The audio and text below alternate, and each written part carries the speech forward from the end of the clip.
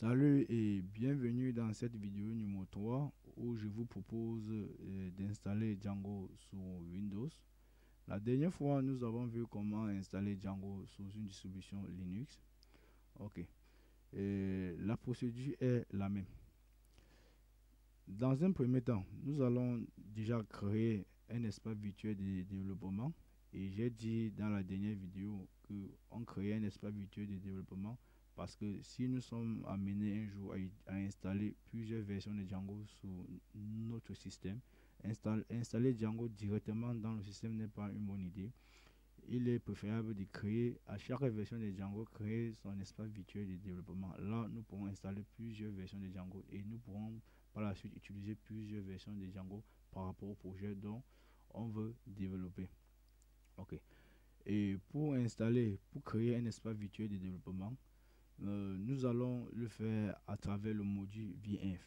Et pour charger un module en Python, je l'ai déjà dit, on se sert de la commande Python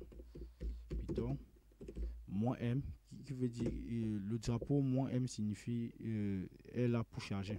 Je dis Python -m charge le module VINF et tu donnes le nom de ce module VINF.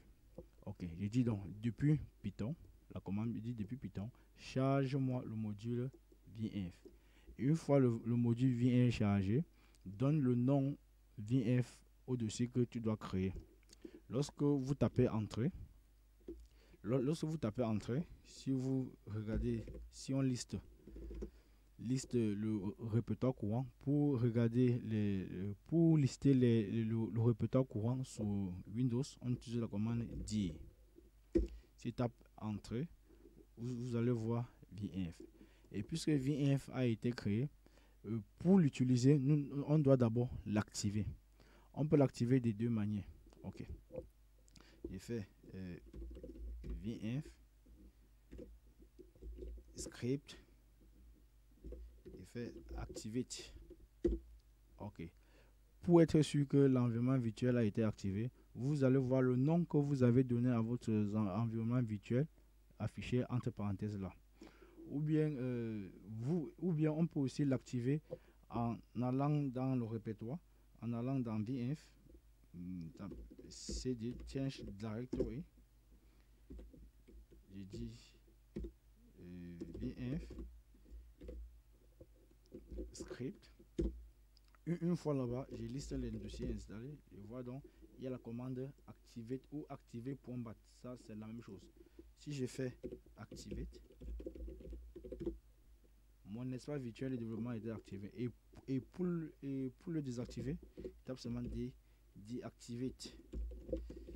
C'est très facile. Deactivate. Ok. Vous voyez, le nom a disparu. Ici, on n'a plus rien. Pour l'activer, il fait activate. Okay. Puisque nous avons déjà activé, il nous reste donc à installer Django. Et Django s'installe via la commande pip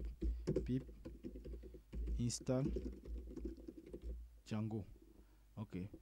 Et je tiens à rappeler que pip est le gestionnaire des dépendances de Python, comme npm oyan pour JavaScript et Gen pour Ruby et également Composer pour PHP. Une fois que j'ai installé Django, pour vérifier que Django a bel et bien installé et a été activé, il doit charger le module Django Python -m depuis, cela signifie depuis le module depuis Python, charge-moi le module Django.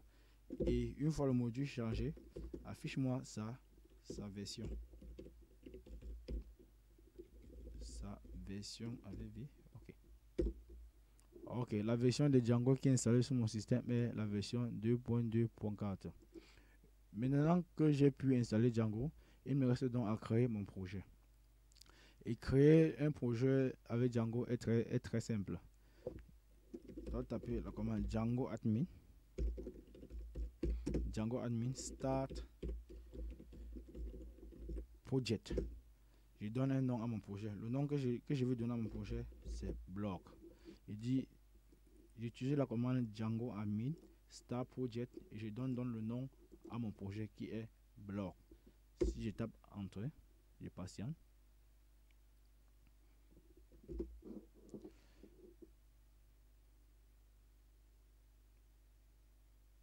Ok, je liste dans le répertoire courant, dit, je vois dans là, il y a deux dossiers.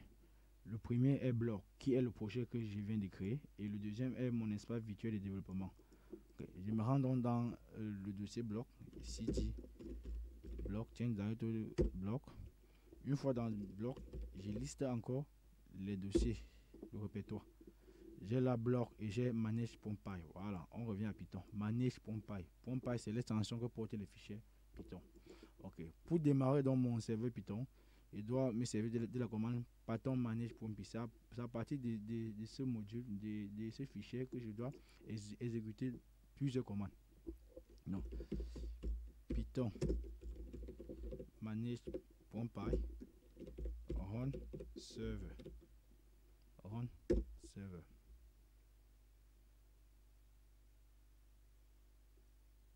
Voilà, on me dit là que j'ai 17 migrations.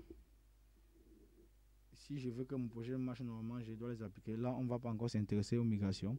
On me dit que le serveur de développement a été démarré sur l'adresse HTTPS port 8000. Ok. Je copie. Il vient donc dans mon navigateur. Et je colle. Félicitations les gars. Là, vous venez d'installer et de démarrer un serveur Django. Et là, vous pouvez même regarder le message là. On dit l'installation a bien marché. Félicitations. Ok. Je vous donne rendez-vous dans la prochaine vidéo où nous allons commencer déjà par personnaliser. Parce que puisque ce que vous voyez là, c'est la page d'accueil par défaut lorsque vous avez réussi une installation de Django. Maintenant, dans la prochaine vidéo, nous allons voir comment changer dans la page par défaut et afficher notre propre page. N'oubliez pas de vous abonner à ma chaîne et surtout partager au maximum pour faire en profiter d'autres personnes qui déjà aimeraient suivre une formation sur Django. Ciao, ciao. Portez-vous bien.